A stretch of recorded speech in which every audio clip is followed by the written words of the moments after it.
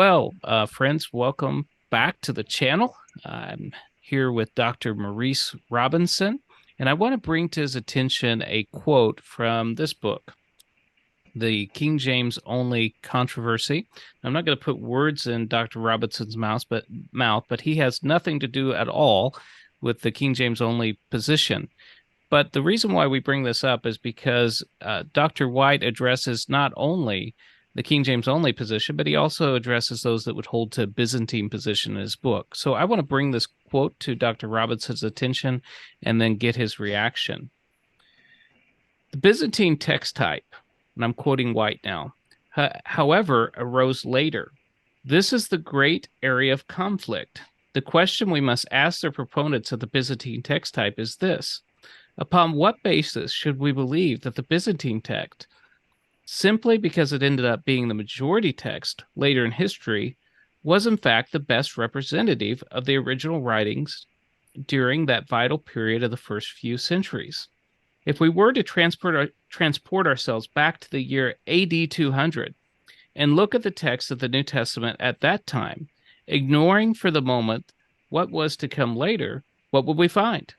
The evidence right now indicates that the text that existed at that time looked most like the Alexandrian text type.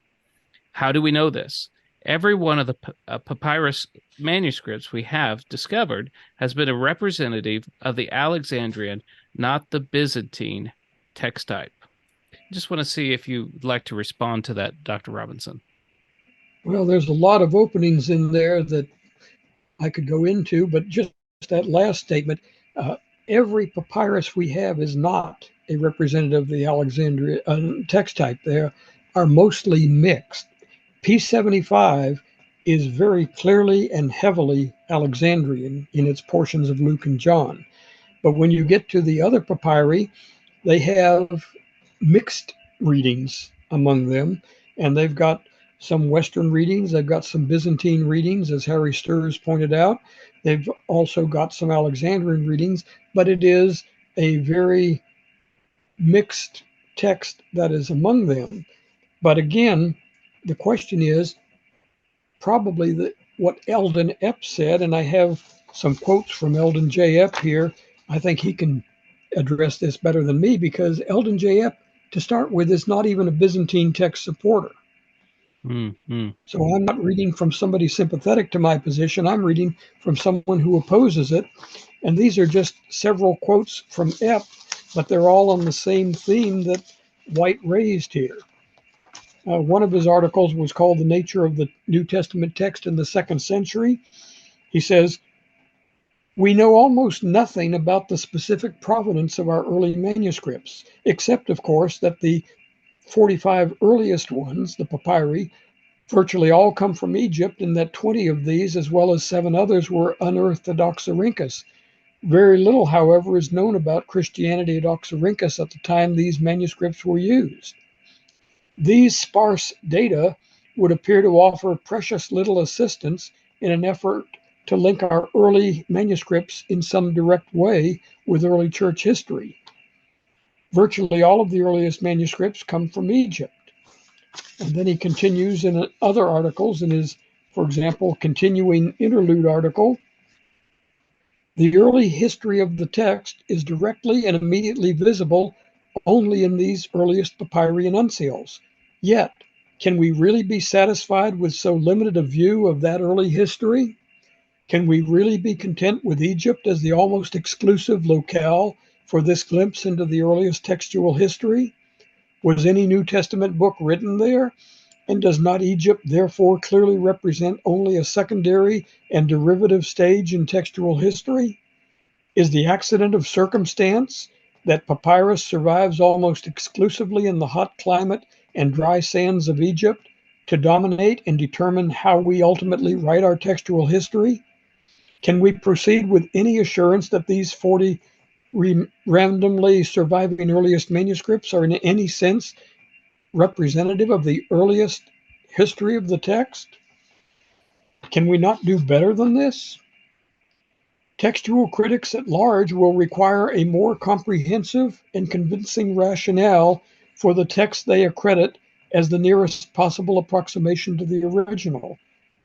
a rationale that reaches beyond the highly valuable but severely limited assessment of individual variation units in isolation, and a rationale that seeks and finds a broader historical base than the early and precious but narrowly restricted and clearly derivative manuscript witnesses of Egypt.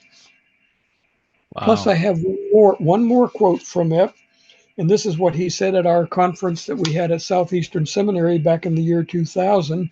It's in his article, Decision Points, and he's saying much the same thing.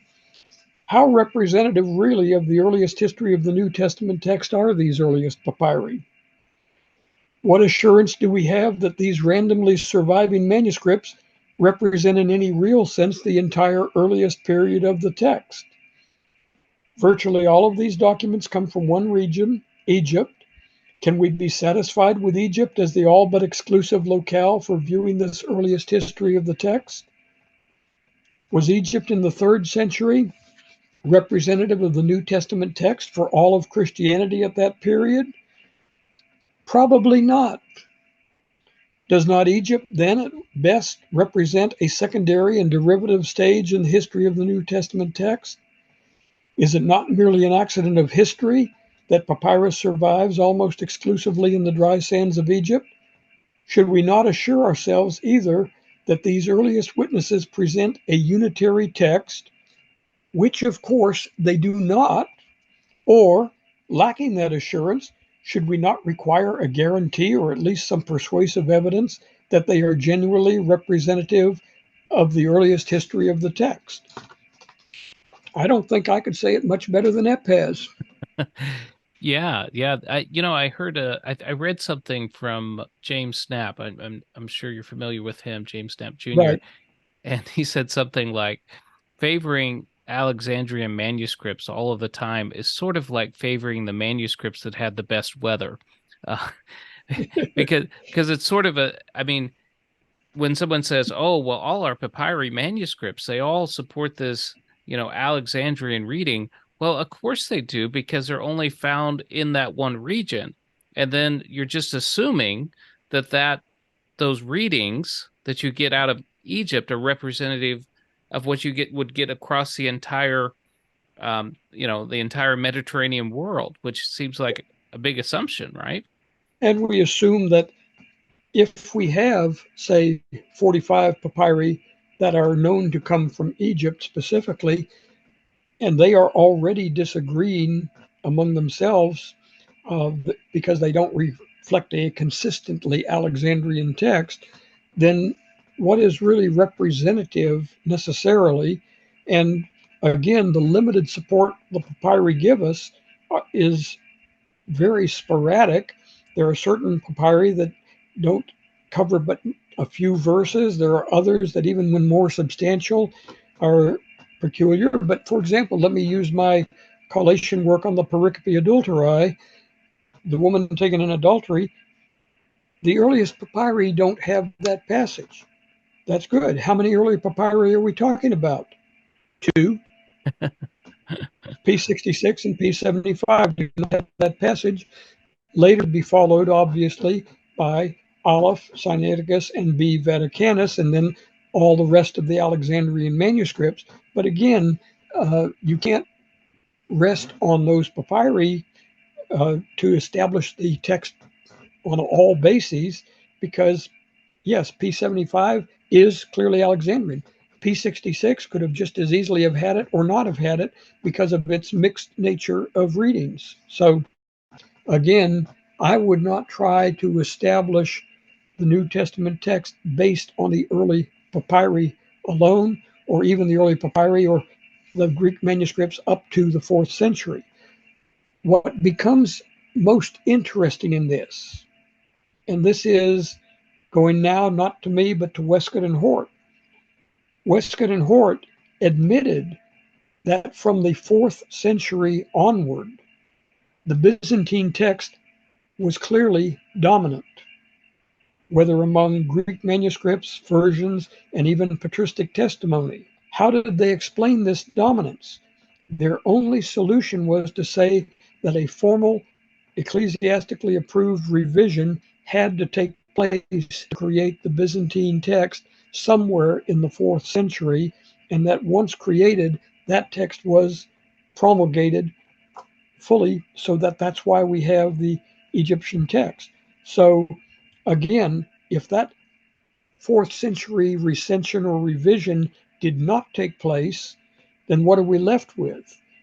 We're left with Hort's own theoretical possibility, the probability that a majority of existing manuscripts at any stage of transmission, as we move on or as we move backward from what we have, would represent what had previously existed at earlier stages of transmission, even if sporadic remains from earlier time were not confirmatory totally of what took place later.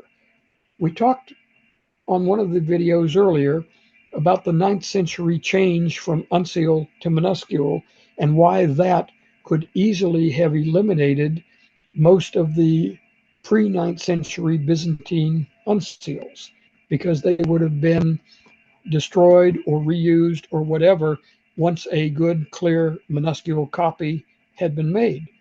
The same thing happens starting around the 4th century when the papyri start becoming replaced by vellum.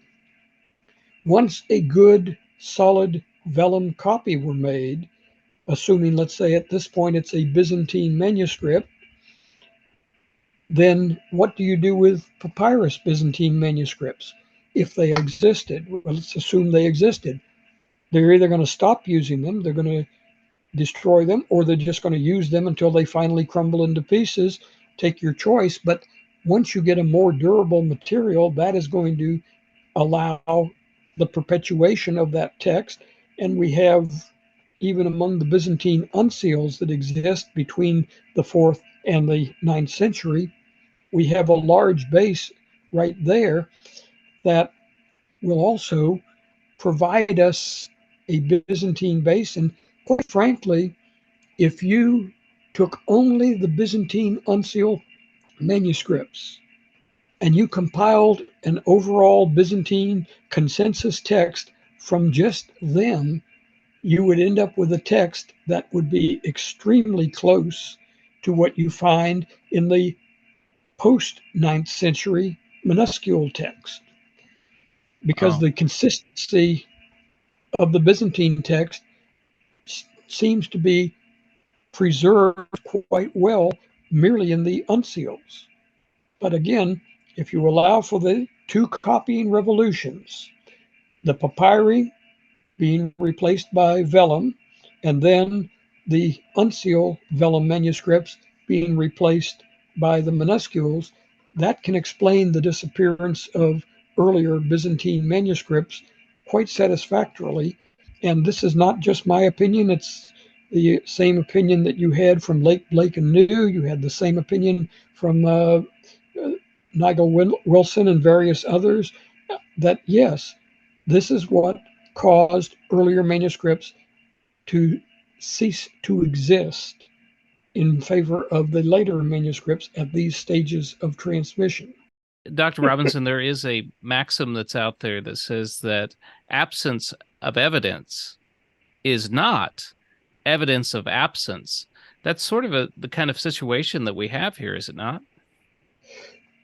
That's basically what it is, because what is going on is an argument only from extant evidence and ignoring what may or may not have existed in what is silence, because the evidence does not exist. And for example, when Dan Wallace wrote in his article that the Byzantine text did not become the majority until after the 9th century, that is ignoring the conversion from minuscule, uncial to minuscule, and ignoring also the conversion from papyrus to vellum. And again, if the conversions in these cases would have resulted in the destruction of pre-existing exemplars of the Byzantine type, and there seems to be sufficient evidence that this did occur, then it doesn't do any real justice for Wallace or anyone else to say, as far as the extant evidence shows. And he did qualify that at first, saying very clearly it's only if we count noses based on the existing evidence, not on what may have historically transpired in the transmissional copying process. Yeah, that's good. That's good. Well, I think that addresses some of Dr. White's objections there in his book. And it's really good to kind of get a fuller picture of what's going on here. And I really appreciated your time on this, Dr. Robinson. So maybe we'll get a chance to talk some more about some of these objections. I think the Byzantine priority position is coming out very strong. So thank you again, Dr. Robinson, for coming on. Okay, glad to do it.